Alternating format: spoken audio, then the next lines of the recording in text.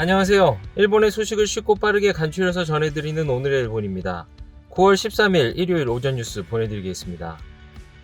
NHK 보도에 따르면 12일 도쿄에서 226명, 카나가와 68명, 사이타마 37명, 치바 46명, 오사카 83명, 아이치 29명, 후쿠오카 14명의 감염이 확인되는 등 총 648명의 확진 판정을 받은 것으로 파악되었습니다.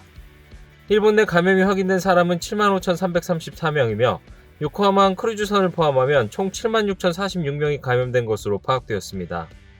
한편 오키나와에서 4명, 도쿄와 오사카에서 각각 2명, 이바라키, 치바, 코치, 카나가와 후쿠오카에서 각각 1명, 이렇게 총 13명의 사망이 발생하였으며 누적 사망자는 일본 내 감염이 1,441명, 요코하마항 크루즈선 승선자를 포함하면 전체 1,454명이 되었습니다.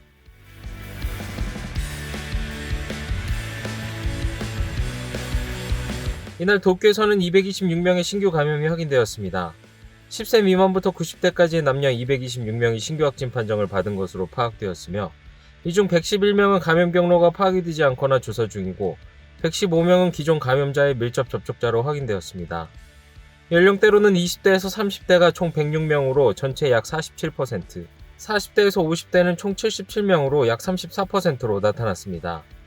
감염 경로로는 226명 중 가정 내 감염이 38명, 직장 내 감염이 14명, 시설 내 감염과 회식에서 각각 13명, 유흥과 관련 감염이 12명 등으로 확인되었습니다. 한편 이날 60대와 80대 남성의 사망이 발생하였으며 현재 중증 환자는 1명 감소한 23명, 입원 환자는 23명 증가한 1216명으로 파악되었습니다.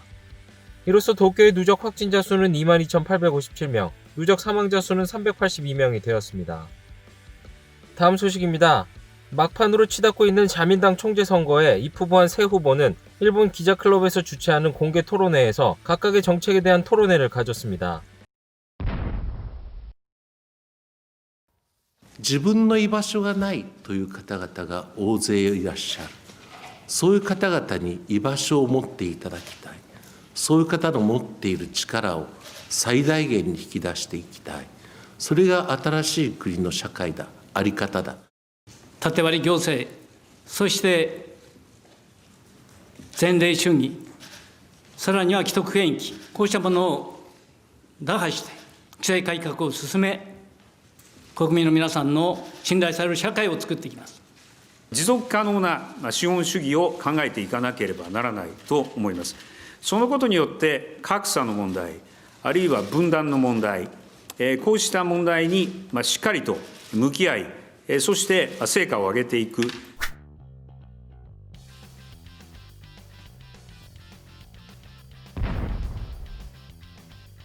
コロナで米中が協力できてたらどんなに良かったかねというふうに世界の多くの人が思っているんじゃありませんか。これが協力する世の中というものを作っていく、それが私は日本の役割だと思っているんですね。さまざまな懸案がありますけれども、引き続いてですね、主張すべき点はしっかり主張しながら一つ一つ課題を解決していく、そのことが大事だというふうに思います。そういう中で中国から前向きな対応を求め続けていきたいと思います。香港における動きとか、こういったものについてはしっかりと指摘をし、ものを言っていかなければならないとは思いますが、中国とはやはり対話の窓は決して途絶えさせてはならない。したたかにコントロールしていかなければいけない。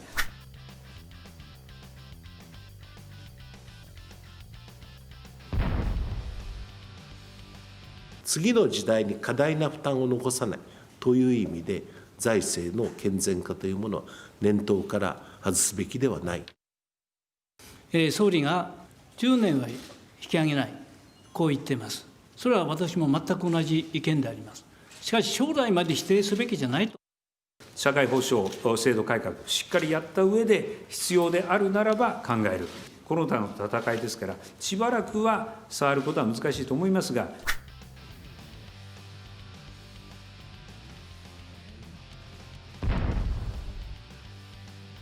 コロナを解決する、経済を良くする、その上で審判を受けてなぜいけないのですか。コロナ対策、これをしっかりやってほしい。また、経済再生させてほしい。ただ、解散権は新総理が持ってますから、新総理の判断だと思います。その時の政治課題の状況において選挙を行うという判断をリーダーが行うということはあり得るの。 이 외에도 아베 정권의 아킬레스건인 모리카케 학원, 벚꽃을 보는 모임 등에 대한 대응에 대해 이시바 씨는 국민의 납득이 없다면 재조사 및 개선을 할 생각을, 스가 씨는 조사 및 처분은 끝났으므로 재조사는 하지 않고 재발 방지를 위한 대책을 검토할 생각을 나타냈으며, 키시다 씨는 설명의 충분도는 국민의 납득 여부이므로 공평과 평등의 관점에서 대응을 생각하겠다라고 밝혔습니다. 한편 후쿠오카에서는 당원에 의한 예비선거 및 개표가 실시되었습니다. 자민당 후쿠오카현 연합은 약 2만 8천 명의 당원들로부터 우편으로 받은 투표용지의 개표를 진행하였습니다. 각 후보의 득표율에 따라 배분되는 돈트 방식으로 3표를 배분한 결과 스가 씨에게 2표, 이시바 씨에게 1표가 결정되었습니다. 또한 예비선거를 실시하지 않은 아키타와 니이가타에서는 스가 씨에게 각각 3표를 투표하기로 결정하였습니다. 이제 자민당 총재 선거는 막판 스퍼트에 돌입하여 하루 뒤인 14일 양원의원 총회를 통해 선출되게 됩니다. 스가 요시히데 관방장관의 우세가 점쳐지는 가운데 과연 자민당 총재 그리고 일본의 총리를 뽑는 선거의 결과가 어떻게 될지 귀추가 주목되고 있습니다. 다음 소식입니다. 12일 오전 아베 총리가 도쿄 도내의 병원에 들어갔습니다. 병원 방문은 사퇴 의사를 표명한 이후 처음으로 총리 관저는 지병의 치료임을 밝혔습니다. 아베 총리는 오전 10시경 도쿄 신주쿠구에 위치한 케이오 대학 병원에 들어가 약 4시간가량 머물렀습니다. 총리 관저는 지병의 치료이며 새로운 병의 원인은 아니다라고 발표하고 사임 이유가 된 궤양성 대장염의 치료를 받기 위한 방문이라고 밝혔습니다. 아베 총리가 병원을 찾은 것은 지난달 24일 이후 처음입니다. 14일에는 자민당 신임 총재가 선출되고 16일 국회에서 차기 총리가 지명되면 7년 8개월 동안 이어진 아베 정권은 퇴진하게 됩니다. 다음 소식입니다. 코로나19 바이러스의 감염 확대 방지책으로서 시행되었던 스포츠 이벤트 등 참여 인원 제한이 이달 19일부터 완화됩니다. 이벤트 개최는 긴급사태가 해제된 5월 25일 이후 제한이 단계적으로 완화되어 왔습니다. 이에 19일부터는 감염 대책을 전제로 수용 인원 10,000명 이상의 시설의 대규모 행사는 현재의 5,000명의 상한의 철폐와 수용 인원의 50%까지 입장이 가능하게 되고 10,000명 이하의 시설에서는 5,000명의 상한을 유지하며 환성과 성원이 적다고 판단되는 연극 등에서는 제한을 두지 않는 것도 가능해집니다. 이러한 완화의 움직임에 환영의 목소리가 줄을 이었습니다. 후쿠오카에 위치한 극장은 반년 만에 공연을 재개하여 기쁨의 목소리를 내었고 이날 공연한 엔카 가수 키타지마 사부로 씨는 올해 들어 손님 앞에서 부르는 것은 처음이다. 코로나를 극복하고 힘내자라고 말하였습니다. 또한 관객을 상한 5,000명으로 제한하였던 프로야구도 19일 이후에 상한은 구단별로 판단하게 되지만 큰 폭의 증가가 전망됩니다. 약 4만 명 수용이 가능한 후쿠오카의 페이페이돔을 찾은 한 입장객은 그동안 응원석이 한산해서 외로웠다. 조금이라도 숨통이 트여 기쁘다라고 말하는 한편 앞으로 입장객이 늘어나 조밀하게 되는 것이 걱정이다. 좀 더 단계적으로 완화해도 좋지 않을까라는 우려의 목소리도 들렸습니다. 아직 감염 상황이 회복되지 않고 있는 가운데 진행되는 이벤트 제한 인원의 완화. 과연 감염 억제와 경제활동의 양립이 될지 감염 상황의 악화로 이어질지 지켜봐야 할 것 같습니다. 다음 소식입니다. 니시무라 경제재생 담당상은 12일 오사카를 찾아 요시무라 지사와 회담하였습니다. 회담에서 요시무라 지사는 코로나19 바이러스 대책으로 실시되고 있는 이벤트 인원의 제한에 대해 좌석을 고정하고 마스크를 착용할 것 등을 조건으로 철폐해달라고 요구하였습니다.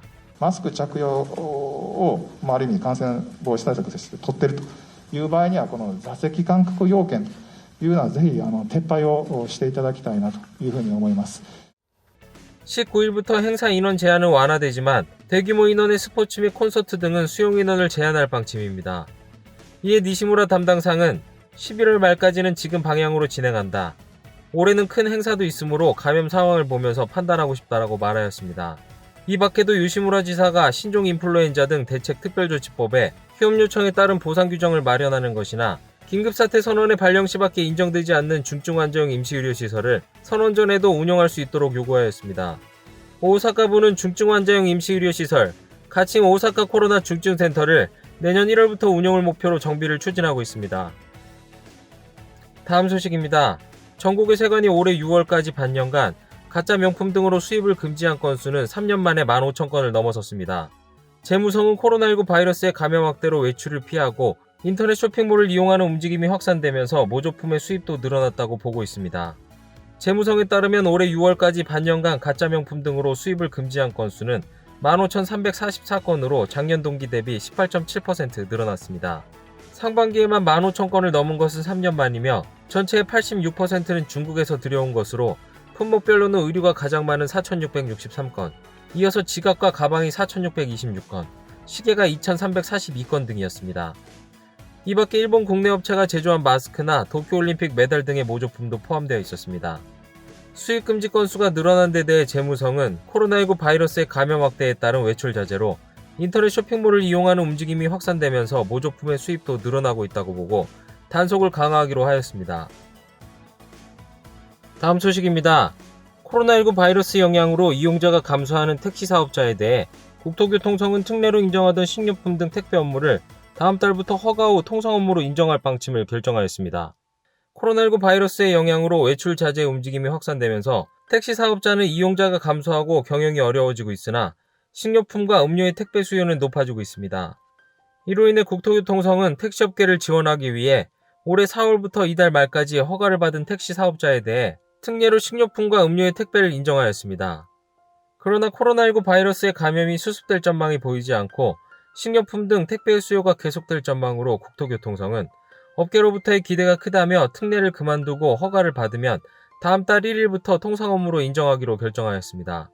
허가 조건은 원칙 트렁크에 넣고 다니며 식료품 등의 택배 업무와 승객의 운송을 동시에 하지 않는 것 등이며 배송 요금은 사업자들이 음식점 등과 정하게 됩니다. 다음 소식입니다. 세계 3대 영화제 중 하나인 이탈리아 베네치아 국제영화제에서 쿠로사와 키요시 감독이 스파이의 부인으로 감독상에 선정되었습니다. 올해로 77회를 맞는 이탈리아 베네치아 국제영화제에서는 최고상인 황금사자상을 겨루는 경쟁 부문에 세계 각국에서 18개의 작품이 노미네이트 되었으며 이 중 일본에서는 쿠로사와 키요시 감독의 스파이의 부인이 출품되었습니다. 영화제 마지막 날인 12일에는 각 상의 발표가 이루어졌으며 쿠로사와 키요시 감독이 감독상에 선정되었습니다.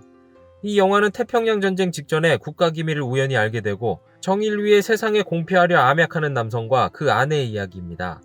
일본 감독이 베네치아 국제영화제에서 감독상을 수상한 것은 2003년 키타로 타케시 감독이 영화 자토이치로 받은 이후 17년 만의 일입니다. 오늘 일본 소식은 여기까지입니다. 오늘도 즐거운 하루 되시길 바라겠고요. 저는 또 새로운 소식으로 찾아뵙도록 하겠습니다. 시청해주셔서 감사합니다. 이그저튜브였습니다.